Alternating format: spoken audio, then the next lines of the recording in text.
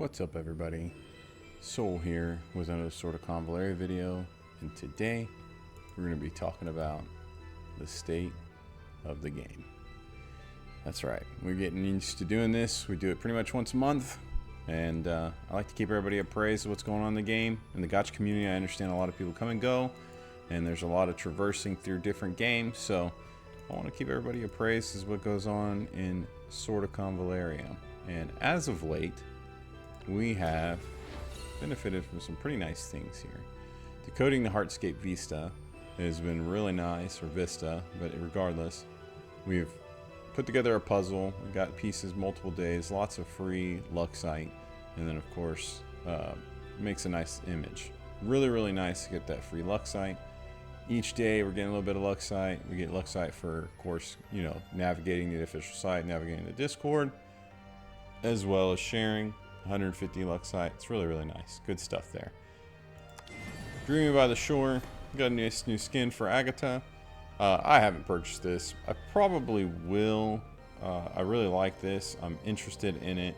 I like Agatha a lot, and I'm actually really close to 5-starring her, so yeah, really nice here. Love to see these skins when you can just outright buy them. No ifs, ands, buts about it. Forbidden Coven is an event that just wrapped up. You can still get in there and spend your points if you haven't already. Make sure you go do so. You have 6 days to do it. This event was a lot of fun. Aesthetically, it was a totally different spin on things. It was a wave survival. It was a blast. I really enjoyed this event, and it was great. It was much needed, in my opinion. And then right now we've got the new event, Luminous Azure. And so this is your standard run-of-the-mill event, in my opinion. You know, it is what it is. It's simple and sweet, and the events have been pretty good. Can't complain.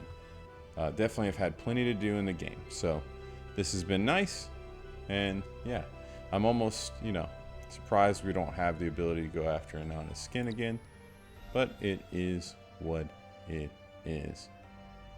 With that said, I would like to take the time to point out our newest summons. Of course, right here you've got Team Meteor, or the meme team. I've got a video on it. Make sure you go check it out. If you're not sure about pulling them, this is the character that's the character it just dropped. And they're a lot of fun. They are very much strong compared to the characters we've had up to this point, especially those that are part of the original conception of the game. And they are interesting, to say the least. A lot of knockback features, a lot of shielding features, interesting characters. And then, of course, they've got their own astral print, which has become the norm now with any and all new characters. I have mixed emotions on this. I'm going to talk about that in a second, but this is the astral imprint for them. It's very much meant for them and their playstyles, but you know, you don't have to pull on it. It's totally optional. And then it looks like it's going to be the norm now going forward. We're going to have a second debut banner of these characters that I've already released. And in this instance, they've got Agatha, which makes sense to go with her skin. And this is a phenomenal thing. I'm really happy to see these older characters get a new debut banner. Sophia was, OG Sophia was the first we saw of this, and so hopefully this just continues and they keep doing it, because those people who joined the game late, or maybe just didn't get the character the first time around, have another opportunity to do so. I think that's very important. And then over here we've got our newest dual banner, which is Gloria and August, and we do know that our next dual banner is going to be Tear and Akambe. So these dual banners can be tricky. It's another way to get these characters if you couldn't get them otherwise. And yeah, I can't necessarily suggest pulling on them unless you just really want the character. Otherwise, it's, you know, it's only a decent way to get them. But it's definitely a way to pursue them, as opposed to just waiting for the random luck pulling otherwise. So that's not bad. Let's talk about this. So this, in the current state of the game, power creep is become more evident than it ever has up to this point. The characters that are releasing are consistently breaking the game in some shape, form, and fashion as of right now. And Team Meteor really is no different in their ability to do so. They have huge knockback, and their abilities to knock back are astronomical. They have an ability where, of course, they can store fat, but their knockback range for each one stack of fat storage, this damage is increased by 5%, and the maximum range of knockback distance is increased by 1 tile. This thing gets crazy. I mean, crazy. I think at max range it's like 13 tiles, but regardless, it's huge. It's absolutely massive.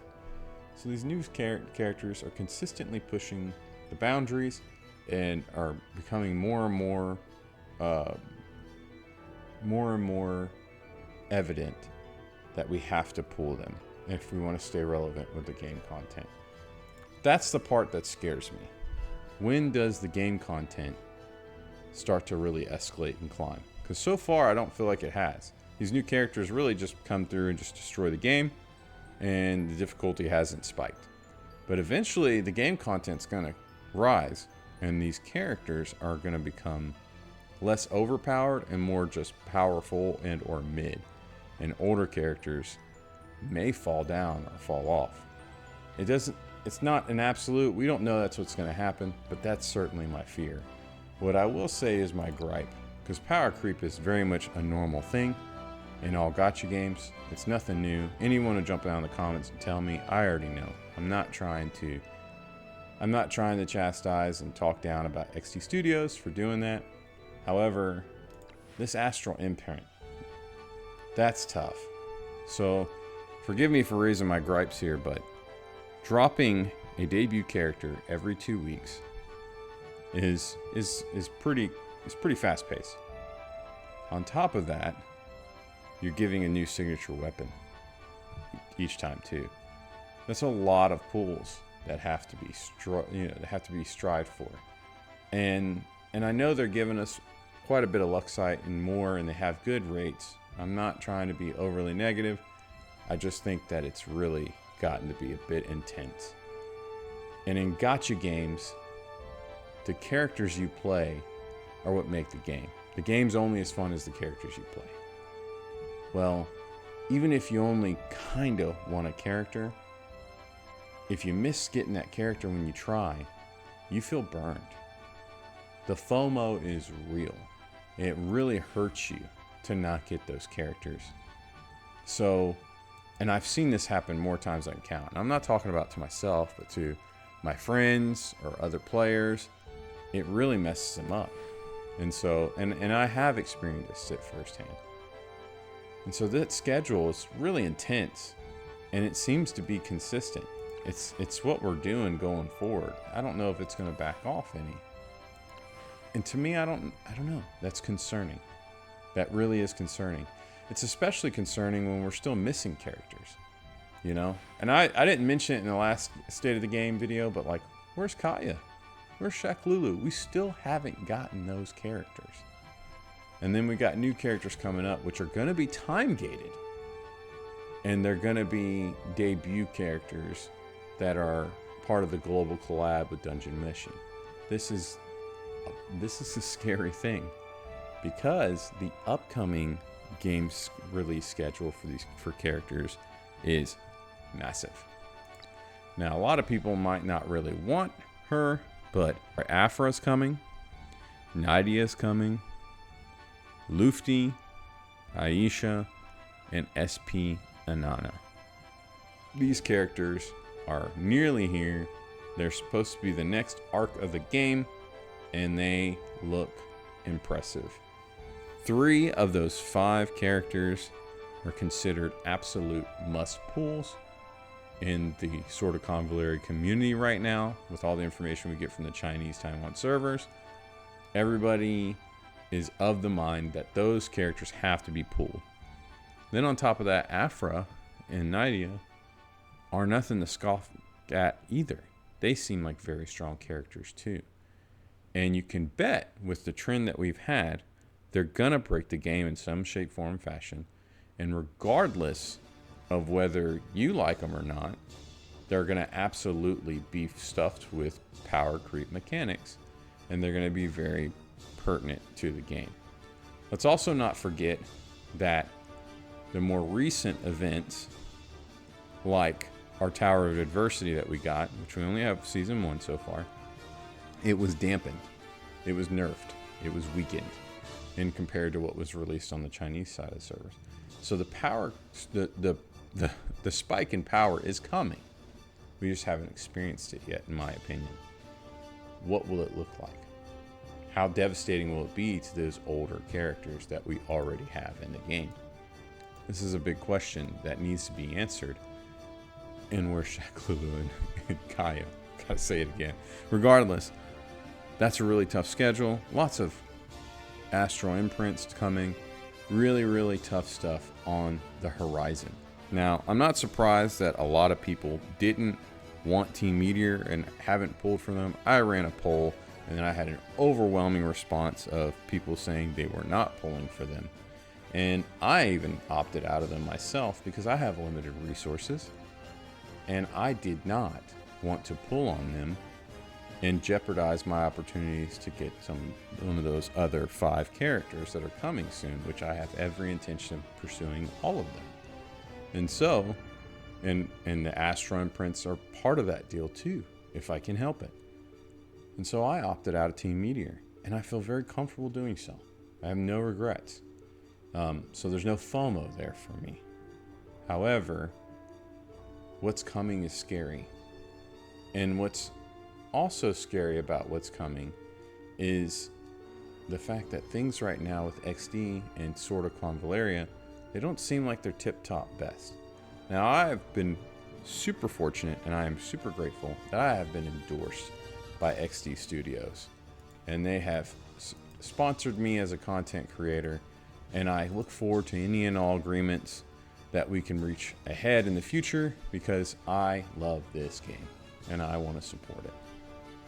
But when we take a look at how Sword of Convallaria is doing, which we're going to do right now, when we look at Sword of Convallaria, and bear in mind, I know this is Steam database, this is not a reflection of people on their mobile devices.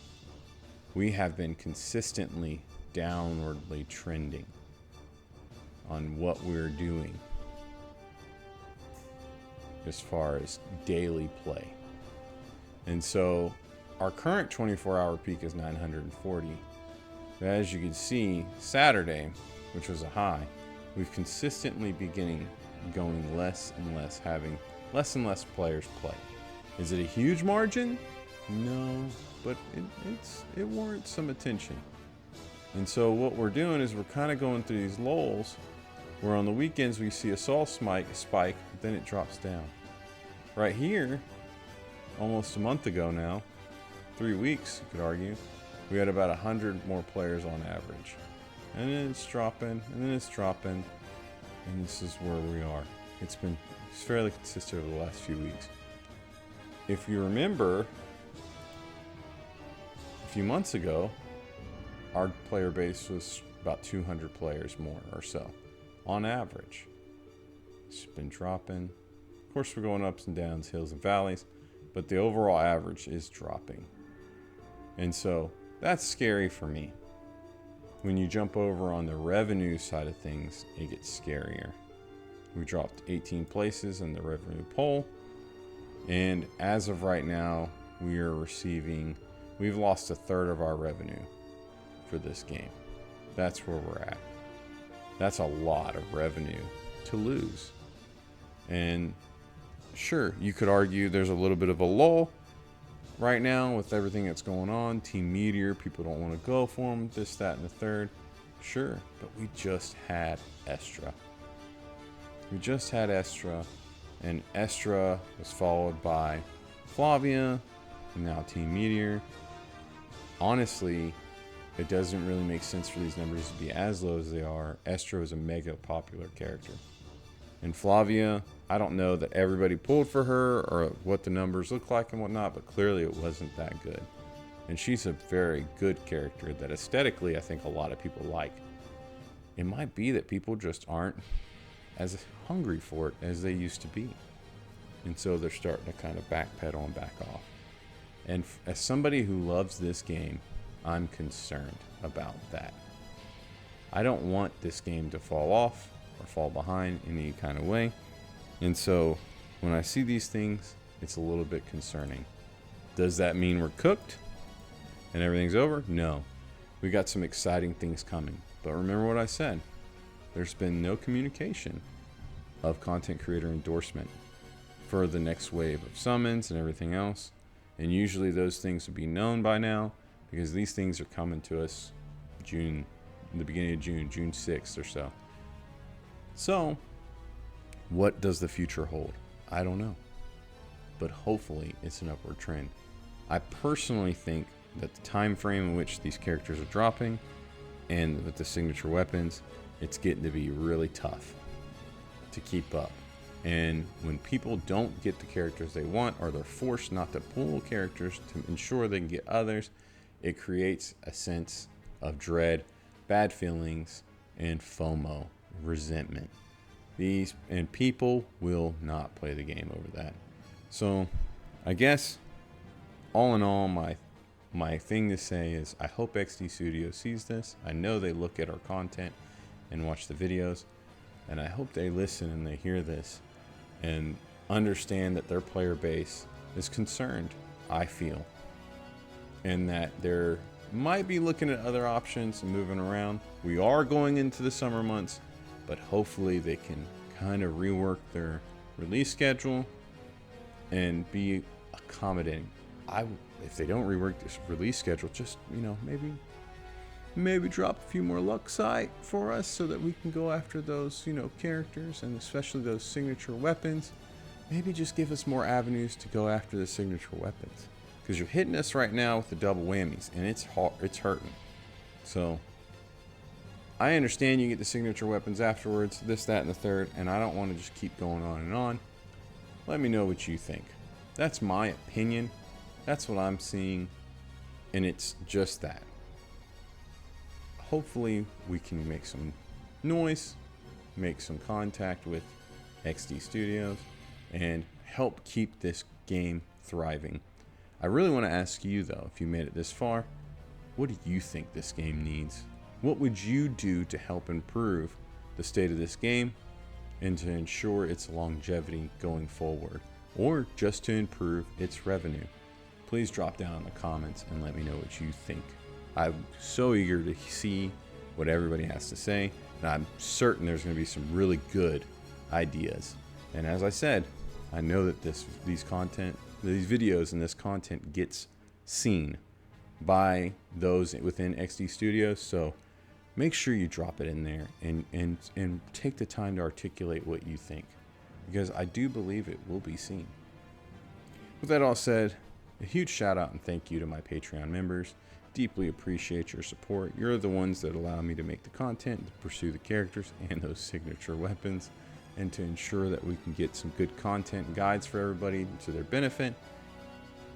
And if you're interested in joining, down below there is a link to the Patreon, as well as a link to our Discord, where we talk all things sort of Convallaria and then some. Be happy to have you. I wish you luck.